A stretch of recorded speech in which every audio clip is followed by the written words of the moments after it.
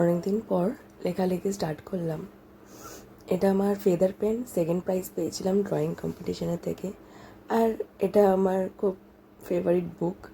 হ্যাঁ, তালা লাগানো, একটু ভিন্টেজ টাইপের, তাই না? আমার খুব ভালো লাগে ভিন্টেজ। আর এটা আমি ড্রয়িং করেছিলাম পটেই। আচ্ছা, এইটাতে না মানে এটা হ্যারি পটারের মতন ভিন্টেজ, এরকম আমার খুব ভালো লাগে। যাই হোক, এখানে আমি অনেক আমার মানে স্টোরিজ লিখি, আর অনেক কিছু মেমোরিজ থাকে এখানে।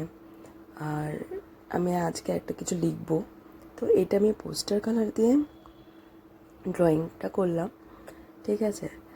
তো একটু আলপনা দিলাম।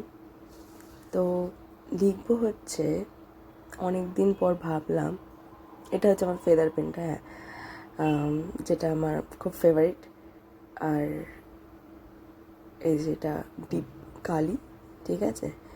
তো লিখলাম যে আবার আসিব ফিরে, সমুদ্রের তীরে থেকে যাব ইতিহাসের ভিড়ে। এটা মানে অনেক কিছু আছে, সমুদ্র, চাঁদ, আর কিছু হিডেন কোয়ালিটিস, যেটা কোনোদিনই রিভিল করতে পারবো না।